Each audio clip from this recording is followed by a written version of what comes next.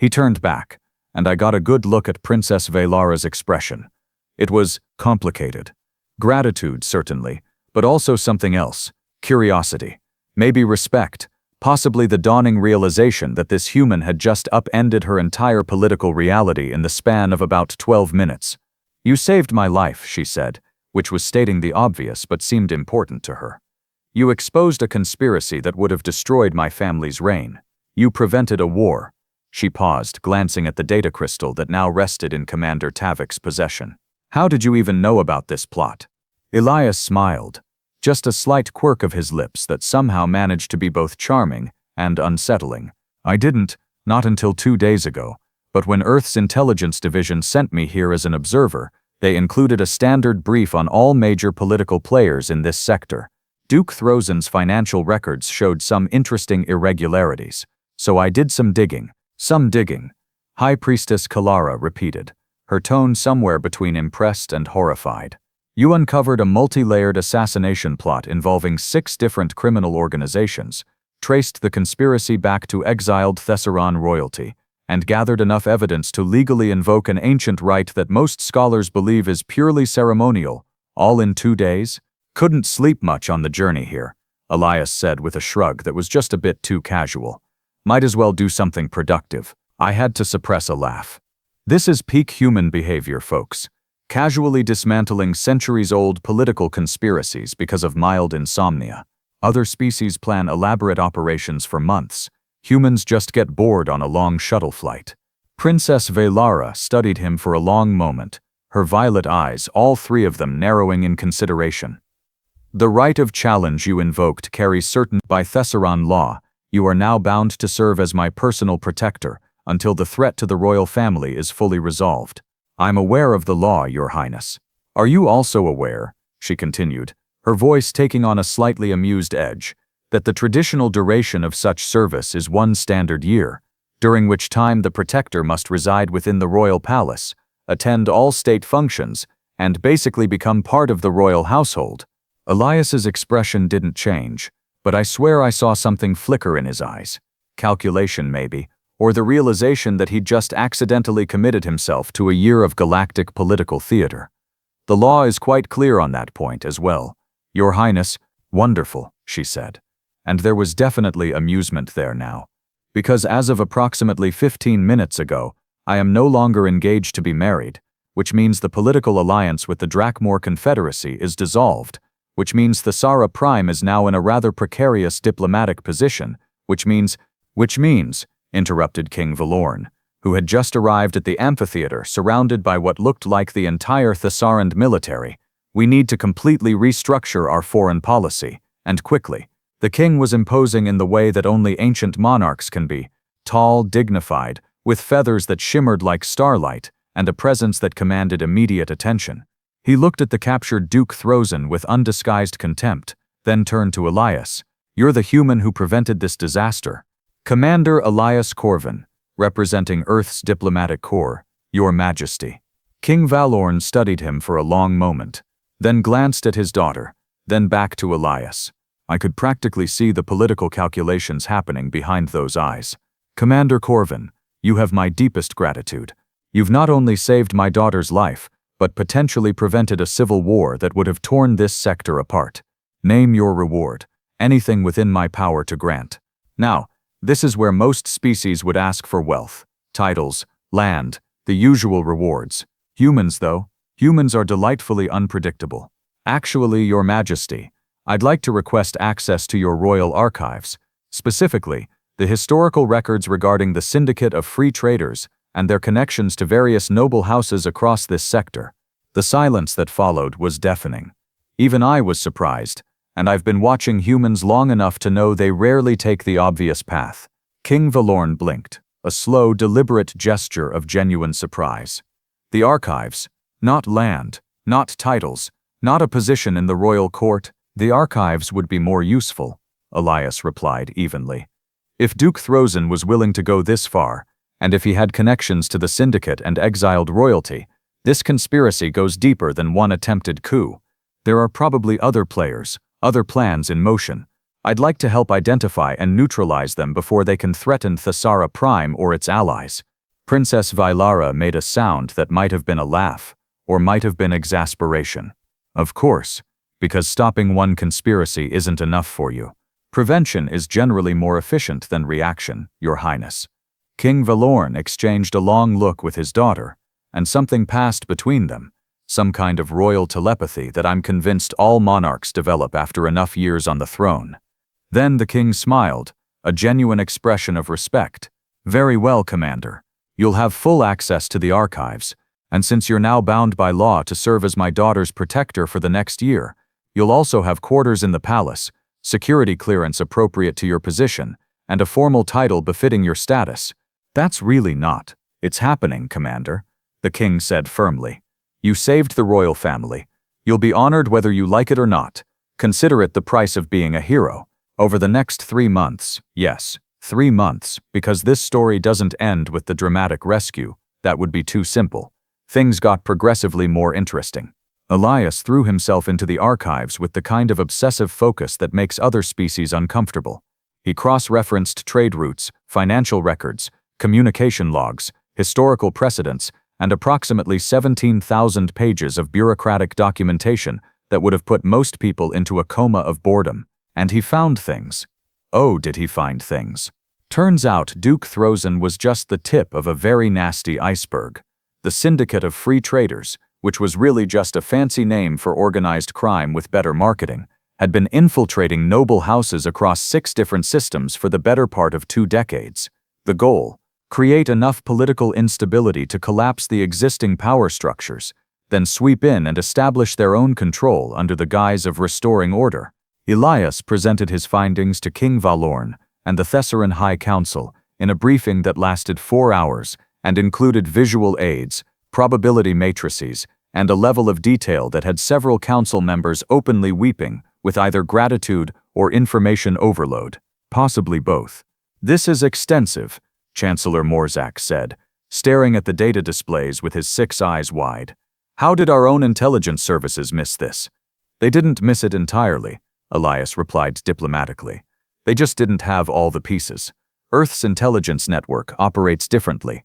We tend to focus on economic patterns and resource flows rather than purely political movements. Different perspective, different patterns emerge. What he didn't say, but what I knew from observation, was that humans are naturally paranoid in the most useful way possible. They see conspiracies everywhere because, in their history, conspiracies were everywhere. It makes them excellent at intelligence work and absolutely terrible at trusting anyone. Princess Veylara attended every one of these briefings, which was unusual for Thessaran royalty.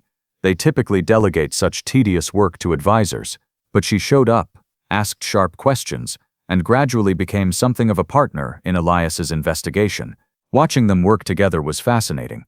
They had completely different approaches. She was intuitive and diplomatic, reading people and political currents. He was analytical and direct, reading data and tactical situations, but somehow they complemented each other perfectly. The court noticed, of course. Royal courts notice everything, especially when an unmarried princess starts spending large amounts of time with a handsome human warrior diplomat who saved her life. The gossip networks, which operate faster than light communication in every civilization I've studied, went into overdrive. Which brings us to the Winter Conclave, approximately 5 months after the failed wedding.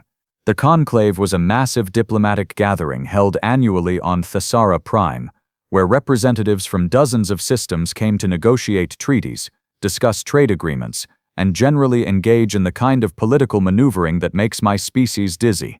This year's conclave was particularly tense because, well, the whole foiled assassination conspiracy thing had made everyone paranoid. Elias attended as Princess Veylara's official protector and unofficial advisor, which gave him a front-row seat to some of the most complex political theater in the sector. He stood behind her during negotiations, silent and observant, occasionally leaning in to whisper something that would make her pause and reconsider her position. The other diplomats found this deeply unnerving. They couldn't read him the way they could read other species, couldn't predict his advice or anticipate his strategies. Humans, it turns out, are really good at poker faces. On the 3rd night of the conclave, there was an assassination attempt. Because of course there was. A syndicate operative disguised as a Thessaran servant tried to poison the princess's drink during a formal banquet. Elias intercepted it. Somehow he'd developed the ability to spot threats with almost precognitive accuracy, and the would-be assassin ended up in custody, singing like a Valorian canary about syndicate operations throughout the sector. That incident changed something. King Valorn held an emergency council session the next morning, with Princess Veylara, Elias, and the kingdom's top military and intelligence officials in attendance. The king looked older than I'd ever seen him, exhausted by the constant threats and political machinations. "We cannot continue like this," he said heavily. "The syndicate won't stop until they've destabilized every government in this sector. The alliance with Drakmor is dissolved. Our traditional allies are hesitant to commit full support while we're under such obvious attack. We need a new approach, new alliances, a different kind of strength." Princess Veylara sat forward. "Father, I've been thinking about this. Earth is a rising power, small now, but growing rapidly. Their intelligence capabilities clearly exceed our own in certain areas. Their military doctrine is unorthodox but effective, and they're not entangled in the existing power structures that the Syndicate has already infiltrated. You're suggesting a formal alliance with Earth?" Chancellor Morzak looked skeptical. "They're barely a century into space travel. What could they offer us that the Drakmor Confederacy or the Valorian Republic couldn't?" "A fresh perspective," Elias said quietly. All eyes turned to him. "And partnership without the kind of historical baggage that makes your existing alliances vulnerable to exploitation. Earth isn't looking to dominate this sector. We don't have the resources or population for that even if we wanted to. But we are looking for allies, trade partners, and a place in the galactic community. A partnership between Thessara and Earth would benefit both parties." King Valorn studied him thoughtfully. "And what would such a partnership look like, Commander?" "That would depend on what Thessara needs and what Earth can provide, but at minimum, shared intelligence operations, joint security protocols, mutual defense agreements, and preferential trade status. Earth has certain technologies that might interest Thessara, particularly in cybersecurity and economic analysis. Thessara has resources and diplomatic connections that would benefit Earth enormously." The council debated for 3 hours. I watched from my position as cultural attaché, taking notes and trying not to be too obvious about how utterly fascinated I was by this development. This was unprecedented, a major galactic power considering a formal alliance with a species that most of the galaxy still considered primitive upstarts. Finally, King Valorn made his decision. "Very well, I will propose a formal alliance to Earth's government, but such an alliance would need to be substantial, permanent, the kind of bond that the Syndicate and our other enemies couldn't easily break." Princess Veylara and Elias exchanged a look.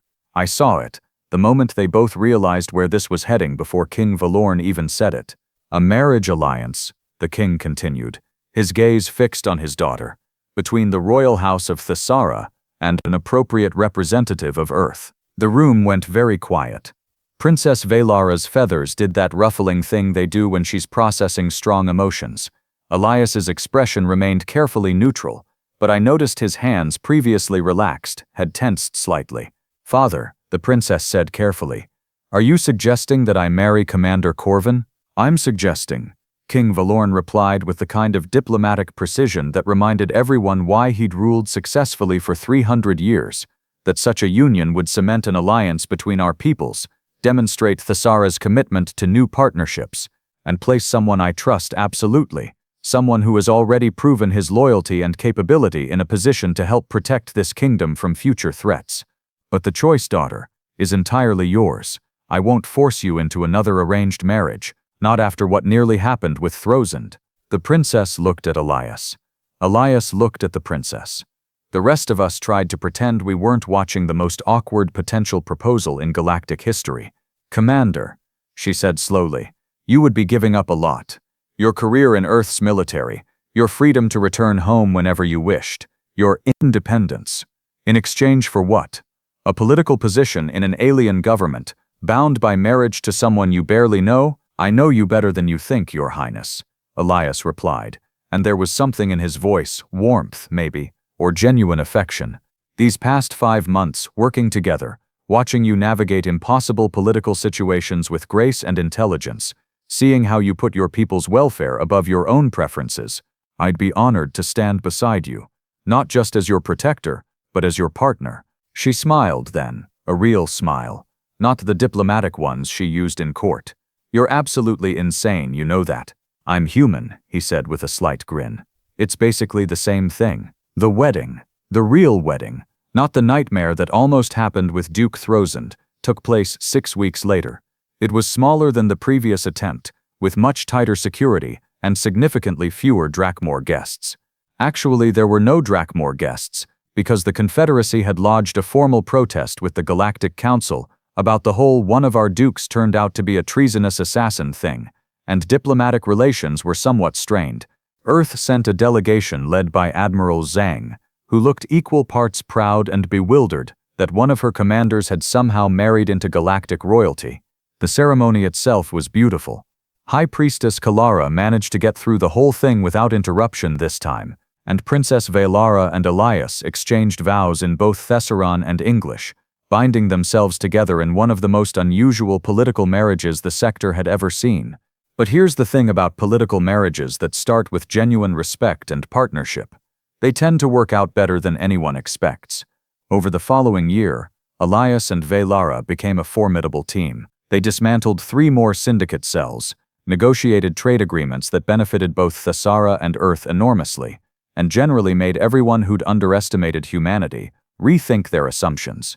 And when King Valorn announced his retirement 2 years later, citing his desire to enjoy his remaining centuries in peace, there was no question about succession. Princess Veylara ascended to the throne, with Elias Korven at her side as prince consort and royal defender.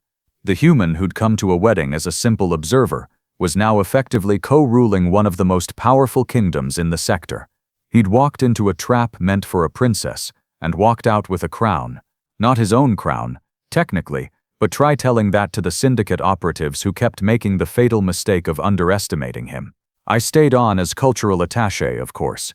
Someone needed to document this absolutely absurd chapter of galactic history, and honestly, I couldn't look away. Watching Elias Korven navigate royal politics with the same analytical precision he'd used to dismantle conspiracies was endlessly entertaining.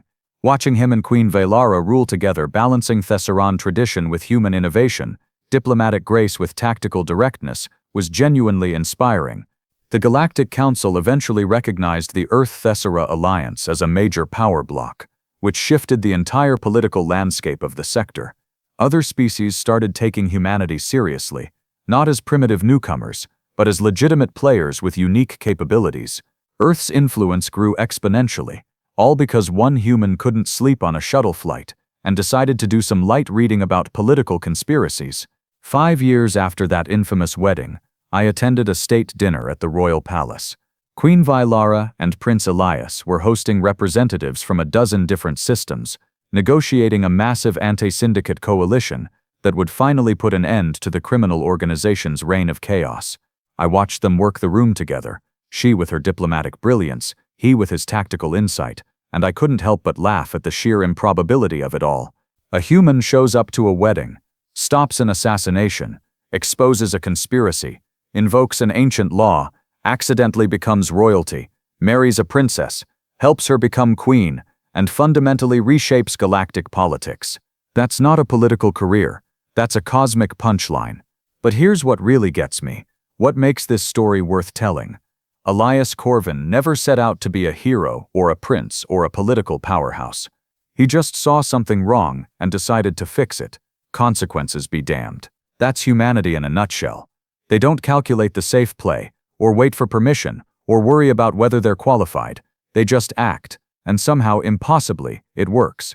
So yeah, the Galactic Council's invitation protocols are still lacking in thoroughness. But these days, when dealing with humans, most governments have learned to expect the unexpected, because when you invite a human to your wedding, you might end up with a king. And honestly, given how things turned out, Thessara Prime got the better end of that deal.